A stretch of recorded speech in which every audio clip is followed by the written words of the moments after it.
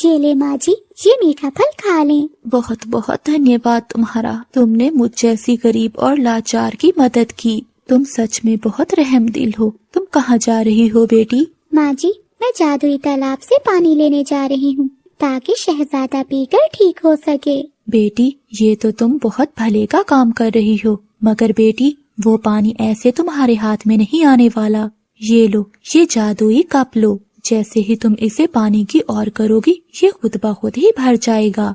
माँ जी, आपका बहुत बहुत धन्यवाद जो आपने मेरी मदद की। जंगल के बादशाह कबूतर का एक बेटा था जिसके होने से वो बहुत खुश था और साथ ही वो परेशान था क्योंकि शहजादा जन्म से ही बीमार था और काफी साल गुजर जाने के बाद भी कोई उसे ठीक न कर सका। एक रात बादशाह कबूतर ने कभी न बुझने वाली आग से प्रार्थना की। ए जादुई ना बुझने वाली आग, मैं बहुत परेशान हूँ क्योंकि मैं अब बहुत बूढ़ा हो गया हूँ और जल्द ही मैं ये दुनिया छोड़कर चला जाऊंगा। मेरे बाद इस जंगल की रक्षा करने के लिए मेरे बेटे के अलावा और कोई नहीं है। ए जादुई आग, मुझे बताओ कि मेरा बेटा कैसे ठीक होगा। फिर कबूतर की बात सुनते हुए जादुई आग से आवाज आई, जब जालिम झील के जादुई तालाब से शहजादा पानी पिएगा तो वो ठीक हो जाएगा। बादशाह कबूतर बहुत बूढ़ा हो चुका था, वो खुद तो सफर नहीं कर सकता था और शहजादा बीमार था, इसीलिए उसने जंगल के सभी पक्षियों को अपनी दरबार में बुलाया। जो कोई भी मेरे बेटे के लिए उस जालिम झील के जादुई तालाब से पानी लेकर आएगा, मैं उसे सोना दूंगा, चांदी दूंगा और उसे माला माल कर दूंगा। राजा की ये बात सुनते ही जंगल के बहुत से पक्षियों ने उस तालाब को ढूंढने की कोशिश की, मगर वो नाकाम रहे। कालू, अगर उस तालाब का पानी हम ला कर दें तो बादशाह हमें अमीर कर देगा। गोरी, मगर तुम्हें पता है ना कि उस तालाब की रखवाली वो जालिम झील करती है। कालू, ये सब झूठ है, कोई जालिम झील नहीं है वहाँ, ये तो बस डराने के लिए कहा है। फिर वो कौवा और कौवी तालाब की खोज में निकल जाते हैं। रास्ते में उन्हें एक बूढ़ी चिड़िया मिलती है। कोई मेरी मदद करे, मैं बहुत भूखी हूँ, कोई मुझे मीठा फल ला दे, कोई मेरी मदद करे। क्या बुढ़िया, तुमने हमारा रास्ता क्यों रोक लिया? बेटी, मुझे बहुत भूख लगी है, मुझे कुछ खाने को दो। गोरी, समय ना जाया करो, चलो जल्दी करो, हमें तालाब से पानी भी लेकर जाना है। फिर वो कौवा और कौवी बूढ़ी चिड़िया को वहीं छोड़कर वहाँ से चले जाते हैं। काफी देर ढूंढने के बाद उन्हें जालिम झील का वो तालाब मिल जाता है। देखा कालू, हमें वो जादुई तालाब मिल गया।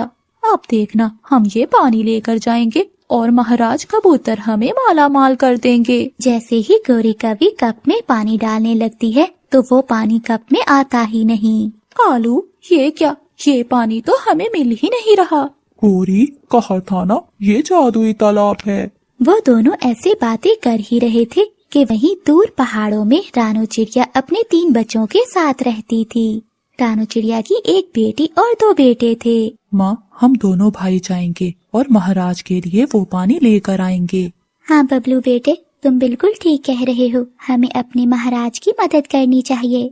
माँ, मैं भी इनके साथ जाऊंगी। नहीं गुड़िया, तुम अभी छोटी हो, मैं और बंटी जाएंगे और महाराज के लिए पानी लेकर आएंगे। फिर वो दोनों भाई जंगल में निकल पड़ते हैं। उन्होंने बहुत सारे तालाब भी देखे, मगर उन्हें वो जादुई तालाब ना मिला। फिर उन्हें एहसास हुआ कि उन्हें अब वापस चले जाना चाहिए। बंटी, हम तालाब को नहीं ढूंढ पाए, क्यों ना हम ऐसा करें कि सभी तालाब से थोड़ा थोड़ा पानी इकट्ठा कर लें, ऐसे हमें इनाम भी मिल जाएगा। लेकिन भैया, अगर महाराज को पता चल गया तो वो हमें सजा देंगे। बंटी, चिंता मत करो, ऐसा नहीं होगा। फिर वो दोनों पानी लेकर महाराज के महल पहुँचे। जब शहजादे को वो पानी दिया तो उसे जरा भी फर्क नहीं पड़ा, वो वैसे का वैसे ही बीमार रहा। वो दोनों थर थर कांपने लगे क्योंकि उनका झूठ पकड़ा गया था। फिर महाराज ने गुस्से में आकर उन्हें कैद करने का हुक्म दिया। जब ये बात रानू चिड़िया को पता चलती है तो वो बहुत उदास हो जाती है। माँ, मुझे जाने दें। गुड़िया बेटी, तुम अभी बहुत छोटी हो और देखो तुम्हारे भाइयों के साथ क्या हुआ। मैं तुम्हारे बिना नहीं रह सकती। माँ, जरा सोचिए, अगर शहजादे को कुछ हो गया तो कबूतर महाराज कैसे जी पाएंगे? अगर मुझे वो तालाब मिला तो महाराज मेरे भाइयों को माफ कर देंगे। गुड़िया बेटी, तुम ठीक कह रही हो, शायद ऊपर वाले की यही मर्जी है। फिर गुड़िया वहाँ से निकल पड़ी। वो जंगल में तालाब को ढूंढने लगी। जंगल में गुड़िया को बूढ़ी चिड़िया मिलती है। बेटी, मुझे बहुत भूख लगी है, मुझे कुछ खाने को दो। माँ जी, मेरे पास तो कोई मीठा फल नहीं है, आप ठहरे, मैं आपके लिए अभी लेकर आती हूँ। फिर गुड़िया वहाँ से जंगल में फल ढूंढने निकल जाती है। थोड़ी ही दूर उसे एक मीठा फल मिल जाता है। वो तुरंत लेकर चिड़िया के पास आती है। ये ले माँ जी, ये मीठा फल खा लें। बहुत बहुत धन्यवाद तुम्हारा, तुमने मुझ जैसी गरीब और लाचार की मदद की। तुम सच में बहुत रहम दिल हो। तुम कहाँ जा रही हो बेटी? माँ जी, मैं जादुई तालाब से पानी लेने जा रही हूँ ताकि शहजादा पीकर ठीक हो सके। बेटी, ये तो तुम बहुत भले का काम कर रही हो, मगर बेटी वो पानी ऐसे तुम्हारे हाथ में नहीं आने वाला। ये लो, ये जादुई कप लो। जैसे ही तुम इसे पानी की ओर करोगी, ये खुद ब खुद ही भर जाएगा। माँ जी, आपका बहुत बहुत धन्यवाद जो आपने मेरी मदद की। फिर गुड़िया वो कप लेकर जादुई तालाब के पास जाती है और वो कप पानी से भर लेती है। वो वहाँ से पानी लेकर महाराज के पास जाती है। शहजादे को वो पानी पिलाया जाता है, जिसे पीते ही शहजादा ठीक हो जाता है। मम्मा पापा, मैं ठीक हो गया, मैं अब बहुत ताकतवर महसूस कर रहा हूँ। महाराज और महारानी अपने बेटे को देखकर बहुत खुश थीं। गुड़िया बेटी, ये रहा तुम्हारा इनाम। तुम जो भी मांगोगी हम तुम्हें वो सब देंगे। तुमने हमें हमारी खुशियाँ लौटा दी। महाराज, मुझे कुछ नहीं चाहिए, बस मैं चाहती हूँ कि मेरे भाइयों को आजाद कर दिया जाए। और मुझे ये सोना चांदी नहीं चाहिए, बल्कि एक बहुत बड़ा खेत चाहिए जिसमें हम सब मिलकर खेती करेंगे, क्योंकि मेहनत और लगन से ही मीठा फल मिलता है। फिर गुड़िया के भाइयों को आजाद कर दिया जाता है। गुड़िया अपने भाइयों के साथ घर लौट जाती है। नीली जी, अगर आप मुझे पहले मिल जाती तो मैं उस बूढ़ी कभी से कभी शादी नहीं करता। आप बहुत सुंदर हो नीली जी। आप भी बहुत सुंदर हैं कालू जी। अब जल्दी से मुझसे शादी कर लो और मुझे अपने घर में ले जाओ। नीली, तुम उस गोरी को नहीं जानती, डाइन है वो, पूरी डाइन। वो डाइन मेरे साथ साथ तुम्हें भी खा जाएगी। पहले मुझे उसे ठिकाने लगाना होगा और बाद में ही करूँगा मैं तुमसे शादी। अरे, ये कालू कौवा किससे बातें कर रहा है, और वो भी इतने अच्छे मूड में। मुझे गोरी कवि को बताना होगा, कहीं कालू का चक्कर तो नहीं चल रहा इस कवि से। कल मिलोगी ना मेरी जान? पहले बताओ, क्या लाओगे मेरे लिए खाने को? चाचा कबूतर की दुकान से गुलाब जामुन लाऊंगा मैं तुम्हारे लिए। फिर तो मैं थोड़ी थोड़ी चली आऊंगी। बस कालू जी, अब किसी तरह से उस गोरी कवि से जान छुड़ाओ। फिर कालू कौवा और नीली कवि अपने अपने घर के लिए उड़ते हैं। चिड़िया बहन, मुझे भी कई दिनों से कालू पर शक हो रहा था। वो हर रोज नए परफ्यूम लगाकर नदी पर जाता है। गोरी बहन, मैंने दूर से सुना है कालू भैया उस कवि को जान जान कहकर पुकार रहे थे। हाय चिड़िया, मैं तो मर गई। फिर तो बात पक्की होगी। क्या कालू ऐसा कर सकते हैं? वो मुझे धोखा भी दे सकते हैं क्या? मैंने कभी भी ऐसा नहीं सोचा था। गोरी बहन, अभी समय है। अगर कालू ने दूसरी शादी कर ली तो वो तुम्हें घर से निकाल देगा। चिड़िया बहन, मुझे भी गोरी कहते हैं। मैं कालू को कभी दूसरी शादी नहीं करने दूंगी। ठीक है गोरी बहन, अब मैं चलती हूँ। फिर रानू चिड़िया वहाँ से चली जाती है और कालू कौवा भी घर में आ जाता है। कहाँ से आ रहे हो? कभी तो प्यार से बात कर लिया करो, काले मुंह वाली। अगर मैं काली हूँ तो तुम मुझसे भी ज्यादा काले हो। और हाँ, आज के बाद तुम अकेले नदी पर नहीं जाओगे। मैं जाऊंगा, जो करना है कर लो। अब मैं तुमसे नहीं डरने वाला। मुझे क्या करना है क्या नहीं, ये मैं तुमसे नहीं पूछूंगा। अच्छा कालू, मैं कल ही अपने भाइयों को बुलाती हूँ, वो आकर तुम्हें सीधा करेंगे।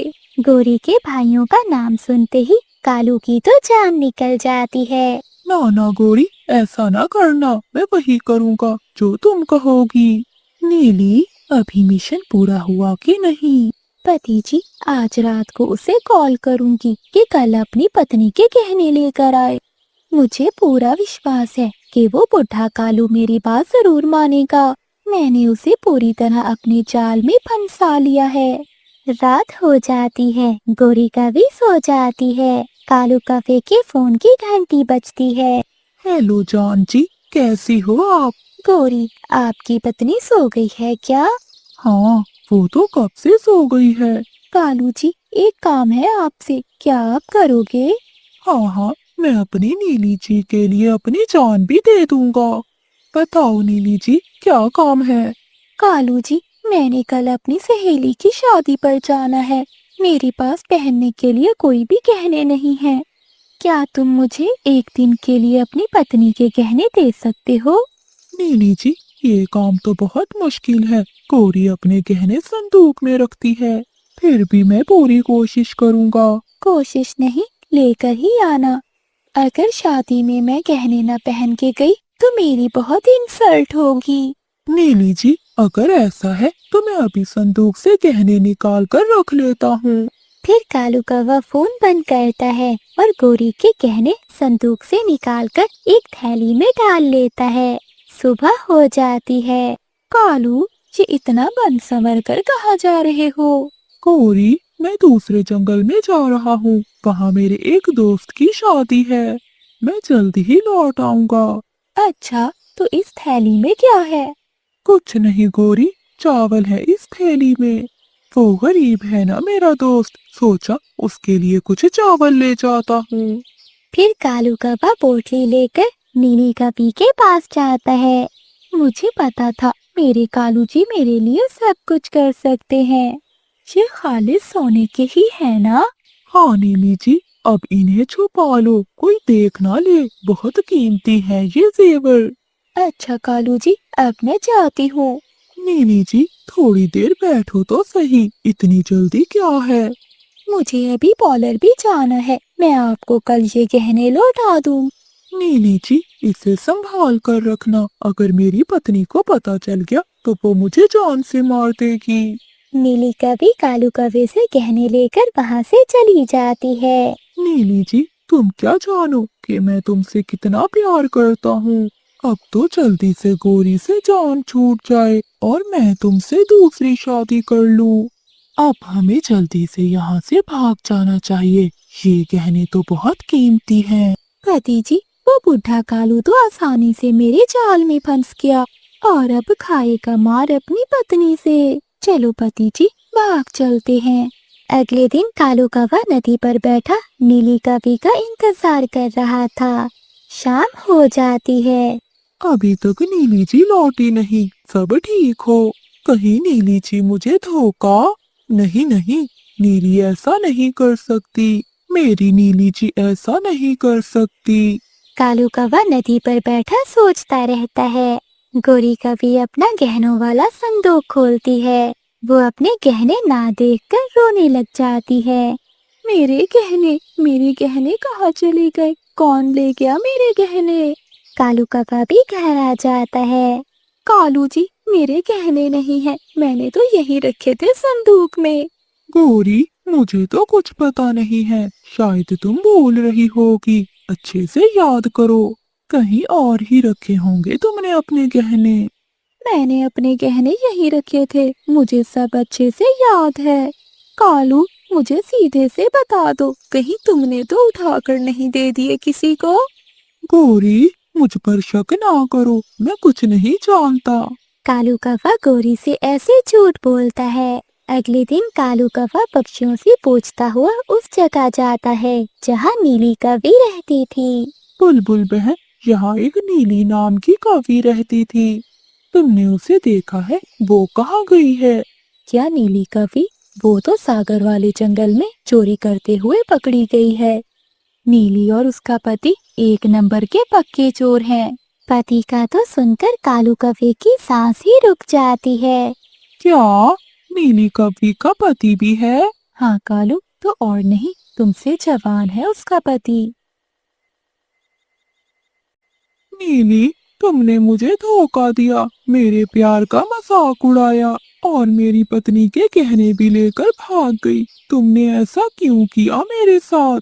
गोरी कभी आज अपने पति कालू के पीछे पीछे थी। वो छुपकर कालू कौवे को देख रही थी और उसकी सारी बातें सुन रही थी। कालू, मुझे सब पता चल गया है। धोखा नीली ने नहीं बल्कि तुमने किया है मेरे साथ।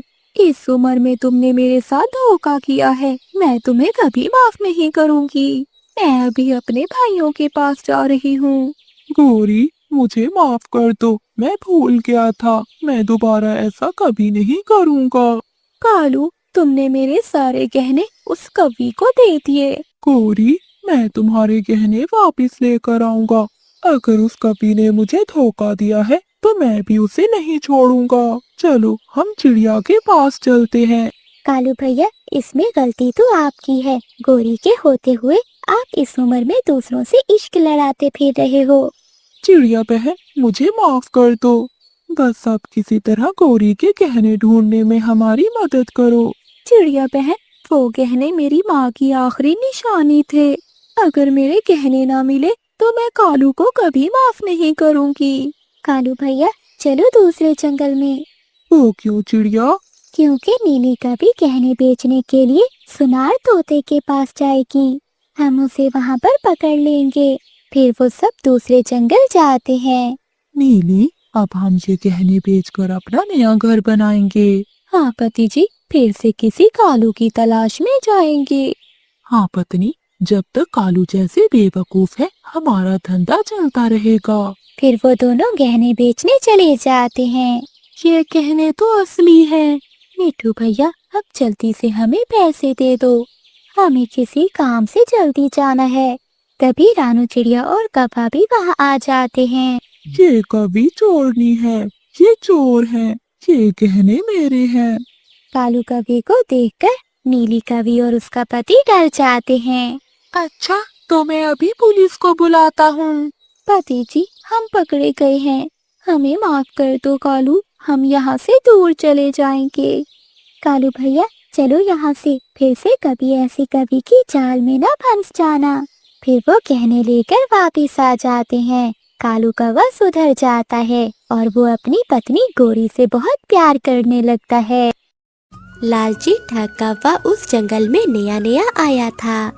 मम्मा, मुझे पेड़ खाने हैं, मेरे लिए पेड़ लेकर आओ। चक्कू बेटा, जिद ना करो, तुम्हें तो पता है कि वो बेरी का पेड़ पहाड़ों के पास है। मम्मा, मुझे नहीं पता, मुझे बस पेड़ खाने हैं, पेड़ खाने हैं। चक्कू, तू अब बहुत तंग करने लगा है, अब चुप कर जाओ, मैं जाती हूँ। गौरी कभी अपने घर से निकलती है। वो पहाड़ों की ओर जा रही थी। तभी रास्ते में उसे एक कौवा मिलता है। अरे कौवे जी, पहले तो आपको इस जंगल में नहीं देखा, आप कहाँ से आए हो? मेरा नाम कालू है, कालू कौवा। मैं सागर वाले जंगल से आया हूँ। आपका जंगल तो बहुत सुंदर है और इसमें रहने वाले पक्षी भी बहुत सुंदर हैं। आपको ही देख लीजिए कवि जी, आप कितने सुंदर हैं। गौरी कभी अपनी तारीफें सुनकर बहुत खुश होती है। हाँ हाँ, सुंदर तो मैं हूँ। आइए कौवे जी, मैं आपको जंगल के बाकी पक्षियों से मिलवाती हूँ। फिर गौरी कवि कालू कौवे को साथ लेकर बाकी पक्षियों के पास जाती है। मिठू और कबूतर, ये कौवा सागर वाले जंगल से आया है। सागर वाला जंगल तो बहुत दूर है, ये कौवा बहुत दूर से आया है। हाँ मिट्ठू, मैं बहुत दूर से आया हूँ और बहुत थक गया हूँ। गौरी, जो तुम्हारा पुराने वाला घोंसला है, कालू कौवे को उसमें रख लेते हैं। हाँ हाँ कबूतर, क्यों नहीं, वो घोंसला वैसे भी खाली पड़ा है। चलो कौवे जी, मैं आपको वहाँ छोड़ कर आती हूँ। फिर गौरी कवि कालू कौवे को साथ लेकर अपने पुराने घोंसले में जाती है। ये लीजिए कौवे जी, ये घर आज से आपका है। गौरी जी, आप बहुत दयालु हो, आपका बहुत बहुत धन्यवाद। आपने मेरी मुश्किल समय में मदद की। अरे कौवे जी, अगर किसी चीज की जरूरत हो तो वो सामने घर है मेरा। फिर गौरी कवि वहाँ से चली जाती है। गुड़िया बेटी, मैं जंगल से लकड़ियाँ काटने जा रही हूँ, आप घर में ही रहना और अंदर से कुंडी लगा लेना। ठीक है मम्मा, आप जाएं, मैं आपका इंतजार करूँगी। फिर रानू चिड़िया वहाँ से उड़ती है। रानू चिड़िया को रास्ते में मिठू तोता और कबूतर मिलते हैं। चिड़िया, तुम कहाँ जा रही हो? कबूतर भैया, मैं तो लकड़ियाँ काटने जा रही हूँ, मगर आप दोनों यहाँ क्या कर रहे हैं? चिड़िया, हम ये कालू कौवे के लिए मीठा फल लेकर जा रहे थे। कबूतर भैया, कौन कालू कौवा? चिड़िया, हमारे जंगल में सागर वाले जंगल से कालू कौवा आया है। वो बेचारा बहुत गरीब है, ये फल हम उसके लिए लेकर जा रहे हैं। अच्छा, कहाँ है वो कालू कौवा? चिड़िया, गौरी के पुराने घोंसले में। ठीक है मिठू भैया, वो तो हमारा मेहमान है, मैं लकड़ियाँ काट कर दाना देने जाऊंगी। फिर रानू चिड़िया वहाँ से चली जाती है। कालू जी, ये लीजिए मीठा बेर, ये मैं अपने बेटे के लिए लाई थी और आपके लिए। सुंदर कवि, आपने बहुत अच्छा किया, मुझे मीठे पेड़ बहुत पसंद हैं। क्या आप अपने बेटे के साथ रहती हैं? और आपका पति कहाँ है? क्या बताऊं कालू जी, मेरा पति हमें छोड़कर चला गया किसी नीली कवि के पीछे। अरे, ये तो बहुत बुरा हुआ। आप तो इतनी सुंदर हैं, फिर भी वो कैसे छोड़कर जा सकता है आपको? कोई बात नहीं कवि जी, अगर किसी चीज की जरूरत हो तो मुझे बताना, मैं लेकर आऊँगा आपके लिए। तभी रानू चिड़िया भी वहाँ आ जाती है। अरे गौरी बहन, आप यहाँ? हाँ चिड़िया, मैं ये मीठा फल लेकर आई थी। ये देखो चिड़िया, ये है कालू कौवा जो सागर वाले जंगल से आया है। सागर वाले जंगल में तो मेरे मामा जी रहते हैं, वो जंगल तो बहुत सुंदर है। कालू कौवे, आप इतने सुंदर जंगल को छोड़कर यहाँ क्यों आए हैं? चिड़िया, वो जंगल बहुत सुंदर है, मगर मेरा दिल नहीं लगता वहाँ। क्यों कालू जी, आपका दिल क्यों नहीं लगता वहाँ? क्या बताऊँ गौरी जी, मेरी पत्नी के मर जाने के बाद वो जंगल मुझे सूना सूना लगता है और मेरा वहाँ दिल नहीं लगता। बस इसीलिए वो जंगल छोड़कर चला आया कि शायद इस जंगल में मेरा दिल लग जाए। कालू जी चुप कर जाइए, ये जंगल भी आपका है, आप जब तक चाहे इस जंगल में रह सकते हैं। रानू चिड़िया कालू कौवे को गौर से देख रही थी। अगली सुबह कालू कौवा जंगल के पक्षियों से कहता है, पक्षियों, मुझे नहीं अच्छा लगता कि तुम सब मेरे लिए भोजन लाते हो। मैं आज से खुद अपना भोजन लेने जाऊंगा।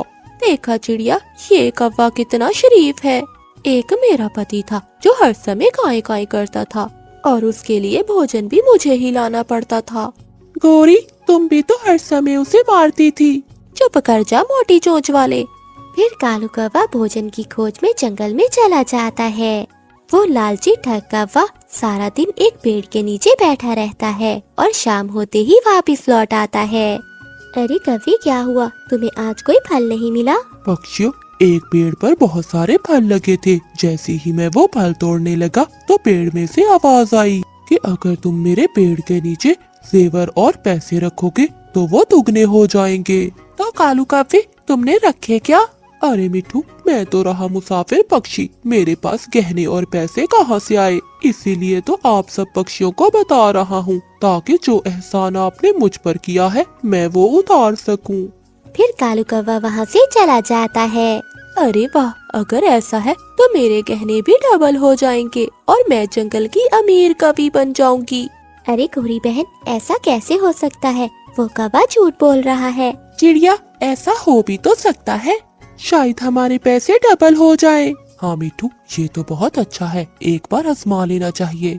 फिर मिठू तोता, कबूतर और गौरी कवि ने कालू कौवे के बताए हुए जगह पर एक पोटली में कुछ पैसे रख दिए। आधी रात को ठग कालू कौवा उस जगह पर आता है और वहाँ पर एक और पोटली रख देता है। अगले दिन पक्षियों ने वहाँ पर दुगने पैसे देखे। अरे वाह, ये पेड़ तो सच में जादुई पेड़ है, अगर हम यहाँ और गहने रखें तो वो भी डबल हो जाएंगे। हाँ हाँ सुंदर कवि जी, अगर आप अपने सारे गहने यहाँ रख दे तो आप जंगल की अमीर कवि बन जाएंगी। ये सब देखते हुए जंगल के सभी पक्षी लालच में आ गए और अपने जमा किए हुए पैसे और जेवर उस पेड़ के नीचे रख दिए। मगर रानू चिड़िया ने ऐसा नहीं किया। अरे ये कैसे हो सकता है? जरूर कुछ गड़बड़ है, मुझे इस कालू कौवे का पता लगाना होगा। रानू चिड़िया रात को वहाँ जाती है। वो पैसे और गहनों की पोटली उठा लेती है और उसकी जगह एक पत्थरों से भरी हुई पोटली रख देती है। जब कालू कौवा आता है तो वो पत्थरों से भरी हुई पोटली उठाकर ले जाता है। कालू कौवा जब घर जाकर वो पोटली खोलता है तो उसमें से पत्थर ही निकलते हैं। अरे ये क्या, ये तो मेरे साथ भी धोखा हो गया। ये तो सारे पत्थर हैं। ये किसका काम हो सकता है? लगता है चिड़िया ने किया होगा सब। अगर मैं दोबारा पक्षियों के पास गया तो वो मेरी खूब पिटाई करेंगे। अब मुझे यहाँ से भागना होगा। तभी गौरी कवि वहाँ आ जाती है। कालू जी, ये वाले गहने तो मैं रखना ही भूल गई। आप सुबह होते ये वाले गहने भी रख आना ताकि मेरे गहने डबल हो जाए। कालू कौवा ये देखकर बहुत खुश होता है। हाँ हाँ, क्यों नहीं सुंदर कवि, आप बहुत सुंदर हो, मुझे आपसे कुछ कहना है। कहिए कहिए कालू जी। सुंदर कवि जी, क्या आप मुझसे शादी करोगी? आप बहुत सुंदर हो और सबसे अमीर भी होने वाली कवि हो। मैं चाहता हूँ कि मैं आपके साथ रहूँ। हम कल गहने डबल होते ही शादी कर लेंगे। गोरी कवि ये सुनकर बहुत खुश होती है। फिर कालू कौवा रात के अंधेरे में गोरी कवि के गहने लेकर वहाँ से भाग जाता है। अगली सुबह जब जंगल के पक्षी पेड़ के नीचे जाते हैं तो वहाँ कुछ भी नहीं था। अरे हमारे पैसे और गहने कहाँ गए? लगता है चिड़िया ठीक कह रही थी, वो सच में ठग कौवा था। मिठू भैया आप चिंता मत करो, मैं आपको सब बताती हूँ। चिड़िया, हमने तुम्हारी बात नहीं मानी। कोई बात नहीं कबूतर, आज से आप मेरी बात को समझोगे। मगर चिड़िया, मैं तो लुट गई। गौरी, वो कैसे? गोरी कवि अपने किए पर बहुत पछता रही। जग्गू कौवा अपने पिता और नीली कवि को एक साथ देखकर भागा भागा अपनी माँ के पास जाता है। मम्मा, पता है मैं अभी क्या देख कर आ रहा हूँ? जग्गू बेटा, क्या देख लिया है तुमने? मम्मा, बाबा नदी पर नीली कवि के साथ बैठे हैं। मैंने अपने कानों से सुना, पापा प्यार भरी बातें कर रहे थे। क्या जग्गू, ये तुम क्या कह रहे हो? अगर मैं देख सकती तो कालू कभी ऐसा न करते। मम्मा, आप देख नहीं सकती ना, इसलिए पापा हर रोज छुप छुप कर उस नीली कवि से मिलने जाते हैं। जग्गू, वो बड़ी लाठी मुझे उठा कर दो, चल मेरे साथ, मैं देखती हूँ वो बुढ़ा कालू कौवा कैसी प्यार भरी बातें करता है। गोरी कवि एक डंडा लिए अपने बेटे जग्गू के साथ नदी पर जाती है। नीली जी, आप बहुत सुंदर हो, लंबे लंबे बाल और प्यारी प्यारी आंखें। नीली जी, तुम ही हो मेरे सपनों की शहजादी। कालू जी, सुंदर तो मैं हूँ, मगर मुझे ये तो बताओ, कब जान छुड़वा रहे हो अपनी अंधी बीवी से? नीली जी, नाम ना लो उस अंधी बुढ़िया का। तुम चिंता नहीं करो, मैं बहुत जल्द उसे अपने घर से निकाल दूंगा। तभी गोरी कवि जग्गू को लिए वहाँ आ जाती है। अच्छा कालू, मैं तुम्हें बताती हूँ कौन निकलता है घर से। नीली कवि गोरी कवि को देखकर वहाँ से भाग जाती है और गोरी कवि कालू कवि को मारने लगती है। गौरी, छोड़ दो, गौरी छोड़ दो मुझे माफ कर दो, मुझसे गलती हो गई, मैं दोबारा कभी ऐसा नहीं करूँगा। जग्गू, अगर फिर से तेरे बाबा नीली के साथ बैठे तो मुझे बताना, तो मैं तेरे पापा की भी आंखें निकाल लूंगी, फिर मेरे साथ घर में ही बैठे रहेंगे। शाम को कालू कौवा अपनी पत्नी और बेटे के लिए फल लेकर जाता है। गौरी, मुझे माफ कर दो, देखो मैं तुम्हारे लिए मीठे मीठे फल लाया हूँ। मुझे एक बार माफ कर दो, मैं दोबारा कभी नीली के पास नहीं जाऊँगा। फिर गोरी कवि कालू कवि को माफ कर देती है। वो सब मीठे फल खाकर सो जाते हैं। मगर आधी रात को कालू कवि को नींद नहीं आ रही थी। कालू कौवा तो यही सोचे जा रहा था कि वो कैसे अपनी पत्नी से जान छुड़वा सकता है। अगली सुबह होते ही कालू कौवा उल्लू के पास जाता है। उल्लू यार, एक तुम ही तो जंगल में मेरे अच्छे दोस्त हो, तुम ही मुझे कोई रास्ता बताओ जिससे मैं उस अंधी कवि से जान छुड़वा सकूं। वो गहनों से भरी हुई अलमारी भी मेरी हो जाए। यार कवि, ये तो बहुत आसान काम है। फिर उल्लू कुछ कालू कौवे को बताता है। उल्लू की बात सुनकर कालू कौवा तुरंत अपने घर जाता है। गौरी, जग्गू कहाँ है? जग्गू चिड़िया के घर गया हुआ है। गौरी, तुम्हारे लिए एक सरप्राइज है, चलो मेरे साथ। कहाँ? मगर कहाँ जाना है मुझे? गौरी, अगर ऐसे बता दिया तो सरप्राइज कहाँ रहेगा, चलो मेरे साथ। फिर गोरी कवि कालू कवि के साथ चली जाती है। कालू कौवा गोरी कवि को पुराने कुएं के पास ले जाता है। कालू, ये मुझे कहाँ ले आए हो? गौरी, एक कदम आगे बढ़ाओ, तुम्हारा सरप्राइज इंतजार कर रहा है। गोरी कवि खुश होती है और जैसे ही वो आगे बढ़ती है वो सीधा कुएं के अंदर गिर जाती है। कुआं बहुत गहरा था। कालू, कालू, बचाओ मुझे, मैं नीचे गिर गई हूँ। काली कवि, अब तू मरेगी, तू जरूर मरेगी, तुझे कोई नहीं निकालेगा इस पुराने कुएं से, क्योंकि जंगल का कोई पक्षी भी इस दिशा में नहीं आता। गौरी, तुम चिंता नहीं करना, तुम्हारी गहनों से भरी हुई तिजोरी अब मेरी होगी। फिर कालू कौवा वहाँ से चला जाता है। गोरी कभी कुएं में बैठकर रोती रहती है और आवाजें देती रहती है, मगर वहाँ गोरी की आवाज सुनने वाला कोई नहीं था। बाबा, मम्मा कहाँ है? जग्गू बेटा, क्या बताऊं, तुम्हारी मम्मा हमें छोड़कर चली गई। बाबा, मगर मम्मा कहाँ जा सकती है? जग्गू बेटा, मुझे भी किसी पक्षी ने बताया कि वो किसी भूरे कौवे के साथ जा रही थी। अब गोरी कभी लौट कर नहीं आएगी। मगर जग्गू बेटा, तुम चिंता नहीं करो, मैं तुम्हारी कल न्यू मम्मा ले आऊंगा। नीली कवि तुम्हारा बहुत ख्याल रखेगी। अगली सुबह कालू कौवा नीली कवि से शादी कर लेता है। दूसरी ओर गोरी कवि अभी तक कुएं में थी, वो रो रही थी।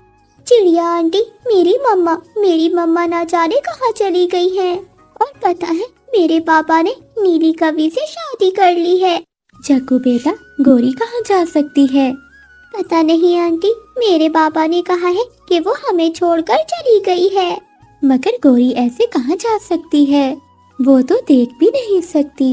हो ना हो ये कालू का ही काम होगा। जग्गू बेटा, आप कुकू के साथ यहीं रहो, मैं आपकी मम्मा को ढूंढ कर आती हूँ। फिर रानो चिड़िया मिठू तोते और कबूतर के पास जाती है। कबूतर भैया, जग्गू आया था मेरे पास, वो बता रहा है कि उसकी मम्मा कल से लौटकर नहीं आई और आज कालू ने दूसरी शादी भी कर ली है। चिड़िया, ये कालू का ही काम होगा, वो कब से गोरी से जान छुड़वाना चाहता है।